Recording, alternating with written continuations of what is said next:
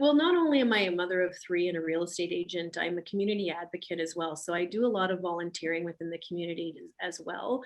I understand what what the average citizen in the area is needs and wants. I see firsthand. I mean, In this interview series, we are talking to candidates running for two Barrie ridings. Today, I have with me the Liberal Party candidate for Barrie-Springwater-Oro-Medonte, Tanya Saari. Thank you for joining me today, Tanya. Welcome. thank you for having me. Thank you very much. It's a pleasure to be here. Thank you. You are a self-employed realtor. Barrie and entire Canada is facing a serious affordable housing crisis.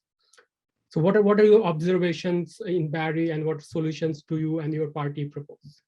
Yeah, as you mentioned, I am a real estate agent here in Barrie, and the last 18 months has been quite hard for people trying to purchase a home, as you've probably heard. When the pandemic hit, I think our industry as a whole had anticipated that the housing market might crash.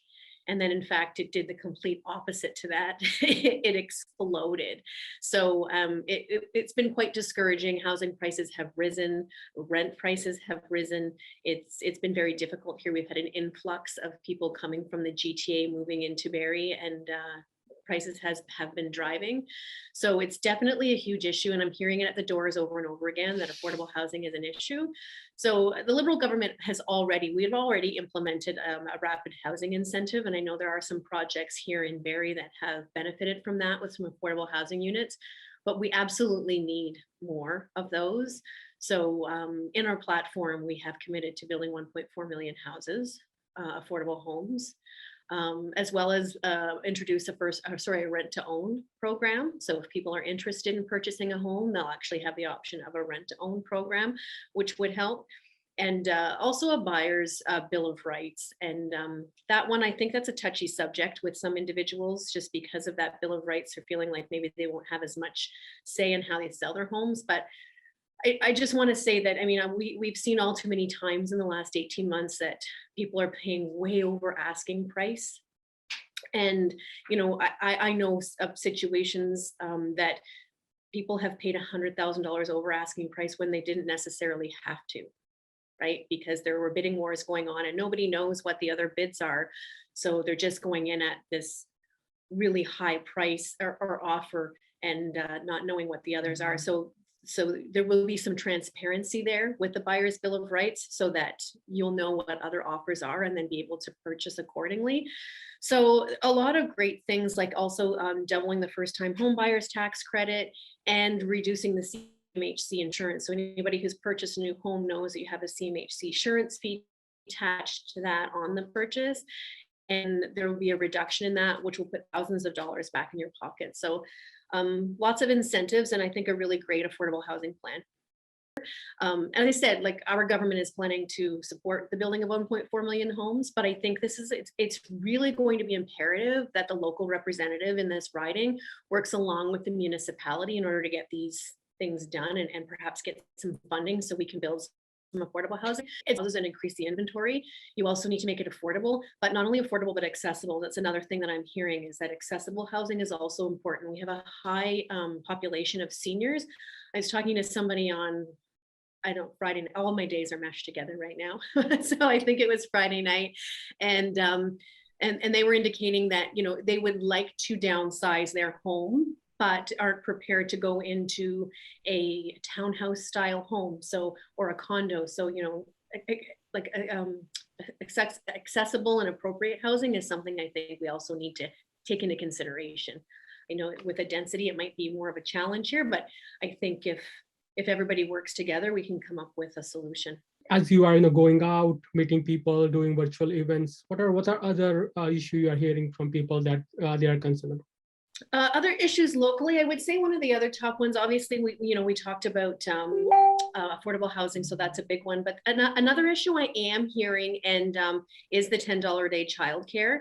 And I think that might not have been something that was at the forefront of people's minds going into this election, But I do think that because it's been very publicized and talked about, that, you know, our government has already implemented a $10 a day childcare, and it has rolled out across provinces and territories already, sorry.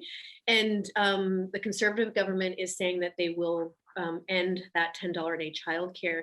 So that is a concern for people. Like, I know people are trying to get back to work right now, and having affordable, accessible childcare is a big issue in order for people to get back into the workforce. So this is a huge one. Like, I know for me personally, I'm a mom of 3. My youngest is now 17, but a $10 a day childcare would have made a huge impact in our lives when our kids were young before they went to school. So, I mean, to me, that's a huge thing. And I don't want to see that taken away, because it's taken so long to get to this point where we have this option. And I don't want to see that taken away. And so I've had conversations with people at the doors about that, for sure. Conservative Doug Shipley is the incumbent MP, but your party has been in power, since 2015. Yeah. So you obviously have to defend and answer for a lot of policies for the last few years. And one of such issues is environmental concern, regarding the bypass and Lake Simcoe cleanup. Yeah. So the assessment has been, there was no assessment for the bypass, and they are still waiting for the funding for the cleanup. Yeah. So how do you plan to address these two issues? So I think for the Bradford bypass, I fully support an assessment being done. I fully support an environmental assessment be done. And I think when we're talking about that, I haven't been the representative, or I haven't had the opportunity to bring that voice to Ottawa at this point. So that is what I'm hoping to do with this, that, I can be the voice locally for that, because it's very important to us, right? Protecting the environment is huge. So you asked what we're hearing at the doors, and that's another huge thing we're hearing at the doors is the environment. And so yeah, that an assessment on that, and protecting Lake Simcoe is huge. Again, nothing done with the funding. I wasn't in office at that point, but that's something I will fight for, is to get Lake Simcoe protected. Anybody that lives in this area, it thinks Lake Simcoe is knows that Lake Simcoe is very precious to us. I take my kids down to Johnson's Beach. We enjoy the lake. I have family and friends that come just to go to this lake. So it's a huge thing to protect Lake Simcoe. So again, all things that me as a newly elected official are going to advocate for this area, for sure. You ran for city council, a couple of years back. You came in second. So what lessons you learned, what issues you understand from that campaign, talking to people? You know what, Deepak, the key driving force, I think, is just listening to people. People that live here, they want their voices to be heard and want to be able to communicate with you and know that you're going to be somebody who's going to do something about it. So, I mean, even municipally knocking on doors, you still would hear things about environmental issues. You would still hear things about Lake Simcoe being cleaned up. Even on a municipal level, I got that at the doors.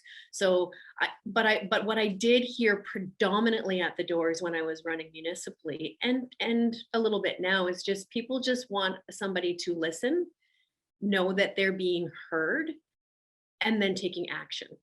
So. And that, I don't think that differs at any level of government, to be honest. I think everybody wants to have their voices heard, and everybody wants to know that you're advocating for them.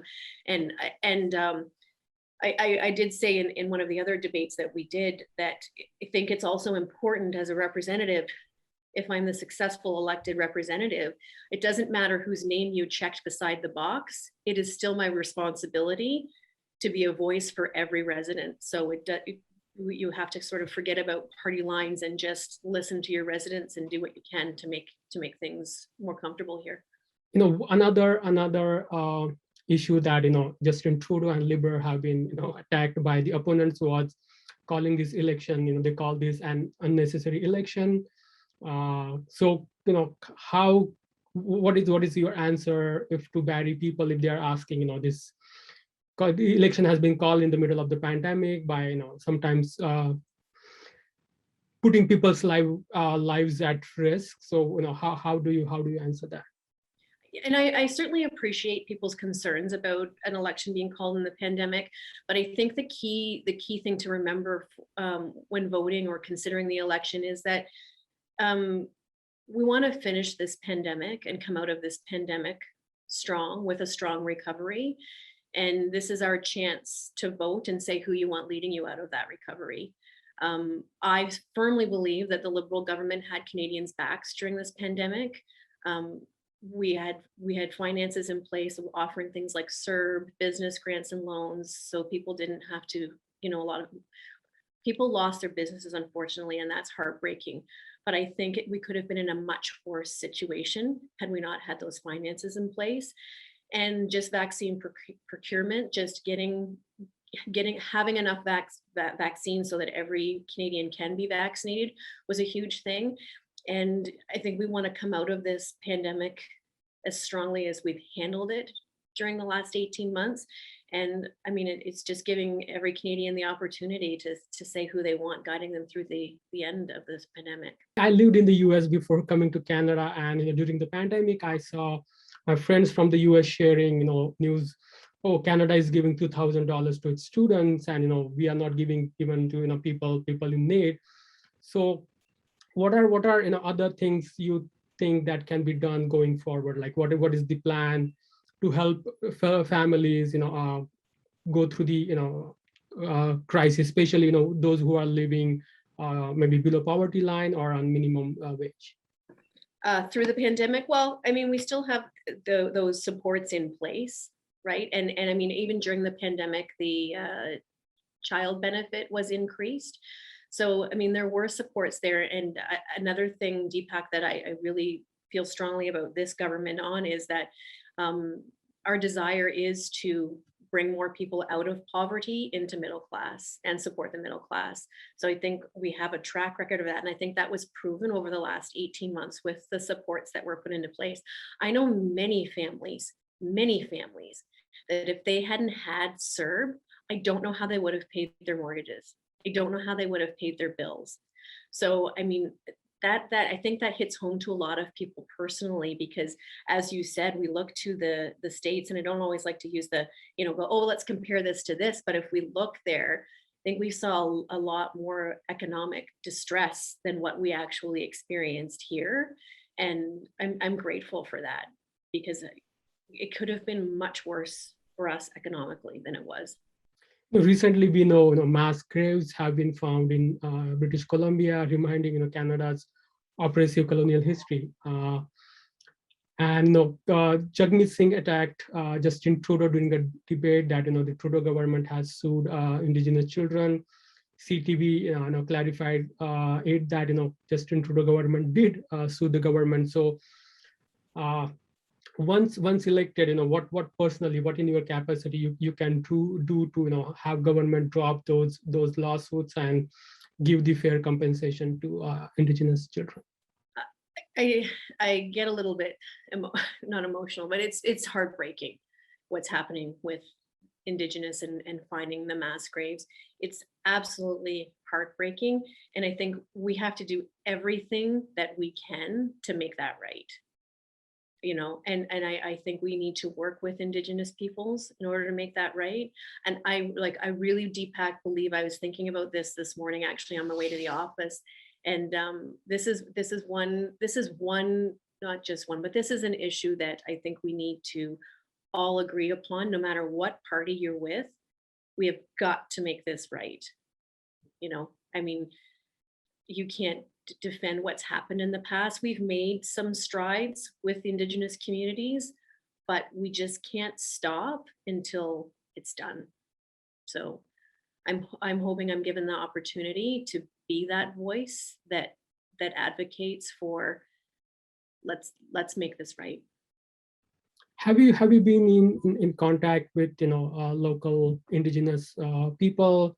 Have you talked to them? Have you tried to understand what issues they have? Do they have issues similar to other residents, or they have different issues? And how do you plan to address those? I haven't as much as of yet, Deepak, because COVID. I'm making a visit today to somebody, so that is happening today. I am going to have that conversation, But of course, with COVID, and we have been a little bit restricted to making contacts. But I would like to say, I mean, I think that we hear often come up is the clean drinking water, and that's something. And again, everybody deserves access to clean drinking water. I absolutely believe that. And we've done some work. We've done a great amount of work, but we need to finish it until everybody has clean drinking water. We actually have 69% of the boil water advisories have been lifted, and the remainder are all in the progress of being. But that is something that I hear as a concern, is the clean drinking water is a big one. And yeah, like I said earlier, this is something we just cannot stop until it's done, because I like, it's a basic human right, clean drinking water, and everybody deserves it. Another issue during this pandemic we have seen is homelessness and opioid related incidents. Barrie has seen a serious uptick in those incidences, hospitalization as well as deaths caused by the opioid overdose. So, how do you plan to deal with this particular issue, and what kind of actions do you propose along with the local leaders? Yeah, so this one is another one that so you mentioned at the beginning of the interview that I ran for city council. And when I was running for city council, the safe consumption site was something that was being brought forward. I've always been in support of a safe consumption site.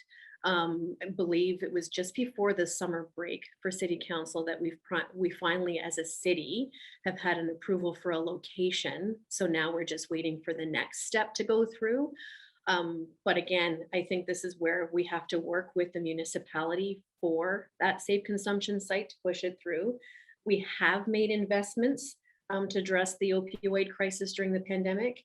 But this is another thing where more just needs to be done. So there's funding for mental health access. There's funding for the substance and addictions program. It's definitely in the platform, and it's definitely something that is being acknowledged. And for me, right here at home, I know that it's a huge issue. So it's definitely something that when I'm talking at the doors, actually, I have, the three things that I am bringing up. If people aren't saying what's important to them, what I'm saying is important to me is affordable housing, climate change, and the opioid crisis. Like, those are definitely three that, I mean, there's an entire long list of things that I would love to achieve. But if I have to squash it down to three, those are my top three. We all know the tragedy of Roberta Place in Barrie. More than 60 residents died in the long-term care home, and we know the tragedy all over the Canada that folded during the pandemic. So what do you think needs to be done more in order to help those vulnerable population, and what is the Liberal plan to do that? As you mentioned, that was very tragic and very hard, and again, something that hits home right here for us, right? Like, yeah, it was awful, and to hear of how many people had contracted COVID-19 and what happened in there was awful.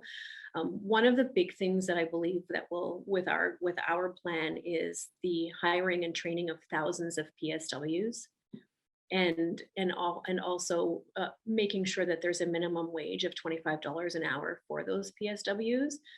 I know that in my personal experience, well, not me personally, but I have a nephew who works in a long-term care home, and he's a PSW. And one of his biggest issues, or I wouldn't say he called it an issue, it was just a casual conversation we were having. It's not like he said, oh, this is an issue. It was a casual conversation we were having. And he was telling me that he's on the Alzheimer's floor, and the residents that he has to prepare to get ready to go down to the dining hall for lunch or for dinner, he has such a short period of time to get 10 people ready. And it's just that there's a short of support workers in there. And I do think that has an impact when you have a shortage of staff. So I think that's something that will, moving forward is going to be definitely an added value. Recently, guns and drugs have been, covered in some parts of the Barrie areas. And gun violence has been serious issues in Canada. And during the campaign, during the debate, Erin O'Toole, made certain comments on repealing the ban on the assault rifle, and then he had to walk back those comments. So, what is the liberal plan when it comes to addressing the gun violence, and how the plan is better or different from conservative or NDP plan? Well, I think you sort of addressed it in even your question, saying Aaron O'Toole, he says something, but then he walks it back again. And that concerns me, that there's not a definitive answer that he's giving. Are you banning assault style weapons, or are you not banning assault style weapons? So, I mean, our Liberal government wants to keep dangerous weapons off the streets. I think that's the key differentiator right there, is that where Aaron O'Toole seems to go back and forth a bit, we're very much staying strong with our stance, and that is strengthen gun laws to protect Canadians and get dangerous guns off the streets. Canada is the only G7 country, where the emissions have gone up during the last 5 years during the Justin Trudeau government. That has been one of the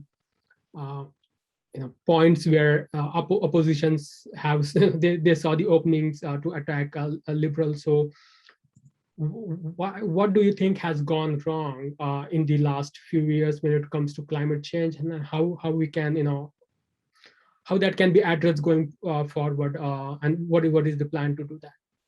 Yeah, well, the plan for us, I mean, in our platform, we have a very, very ambitious climate change plan. It has actually now been acknowledged by several leaders of the best climate plan. So I'm really proud to be a part of this, right? So as I'm stepping in and hopefully being voted in as the voice for this area, making sure or doing whatever I can to see that we stay on track for this plan is really important. I've got kids and I want them to have a clean future. So, our plan is to reduce emissions to net zero by 2050. Putting a price on pollution, banning single-use plastics as well, providing more green jobs. So, when we create opportunities for making a cleaner environment, we're also creating jobs at the same time. $5,000 for retrofits to homes and up to a $40,000 grant to retrofit old buildings. So there's some funding there to make everything greener.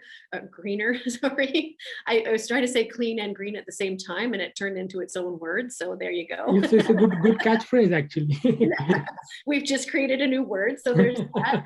And then moving towards electric vehicles. So a $5,000 rebate for electric vehicle purchases. So there's a lot, that can be done, and it's a really ambitious plan. I think I would be remiss if I didn't mention, we know that there's some horrible wildfires going on in the West Coast, and our government also will hire and train 1,000 community-based firefighters to help out with that. A historical investment of $1 billion in lakes and oceans cleanup, and that hits home again for Lake Simcoe when there's that type of investment being made in our waters. So there's a lot in this platform. It gets top marks from some of the top environmentalists, and I think it's a great plan that we can move forward with. And again, if I'm the voice, believe me, I will be advocating for this and making sure these things happen for us. This is a unique election in a sense that every party is proposing, including conservatives, to spend a lot of money. And we already know the deficit is 400 billion, the trade deficit is 400 billion, the national trade is, more than $1 trillion. So as people need the services going forward, so what is the plan to reduce the trade deficit and the national debt? So if you notice in our platform, we were the first ones who put out a costing plan. So I think that I was really excited about that, because we finally put we put our money where our mouth is, right? So the costing plan was in there, and I love that about the platform. I know some more costing plans have come out. still believe ours is the strongest plan with the best costing plan. Just to, there's a plan there on how to get there, because we have to come out of this pandemic strong. And I think we will. I mean, I think we just look at, if I might mention that, we've had a 92% job recovery rate from the pandemic. And I think that speaks volumes as well. So we're really trying to get people back into the workforce, which is going to drive the economy up. And I'll go back to that $10 a day to childcare again. We get the $10 per day childcare implemented, and that puts more money into the economy, because people can work and have more money in their pockets. So those are just a couple of things where I think, we can do it, and we have to get everything in place. You are a mother of three. You have you are self-employed as a real estate agent. So what this, personal and professional experience do you think, give you, prepare you for this job, over other candidates? Yeah. Well, not only am I a mother of three and a real estate agent, I'm a community advocate as well. So I do a lot of volunteering within the community as well. So, but just to go back, like, I am a small business owner. I understand the dynamics of being a small business owner. I own and operate my own business, so I'm responsible for every aspect of that. I am a working individual, right? I understand what the average citizen in the area needs and wants. I see firsthand, I mean, again, the huge thing is affordable housing. I see firsthand how that has impacted my business in real estate, but I see firsthand how it has impacted other organizations that we have here, like Redwood Park Communities, like the Busby Center, like the Women and Children Center. I mean, so I see firsthand what's happening with those organizations, and know that I can be a voice that makes a difference to impact what's happening with them.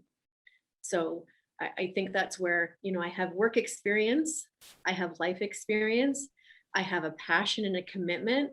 And I think those are the things that are driving me to be successful. Oh yeah, that's all I have. But yeah, thank you so much, Tanya, for joining me today. Thank you, Deepak. I really enjoy it. Thanks for having me. And hopefully we'll see you here in Barrie soon. Thanks. Take care. Have a good day.